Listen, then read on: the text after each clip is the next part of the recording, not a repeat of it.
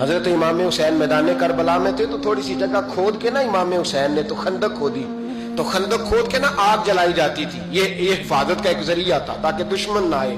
تو امام حسین نے اپنے خیمے کے سامنے خندق کھود کے اس میں آگ جلائی تاکہ پردہ رہے، عورتوں کے پاس کو دشمن نہ آئے۔ تو ایک شخص سامنے کھڑا ہو کے کہنے لگا، حسین تو نے دنیا میں ہی آگ جلا لی ہے، معاذ اللہ ثم معاذ اللہ، کہنے لگا آگے تو آگ ملے گی، یہاں جلا لی ہے۔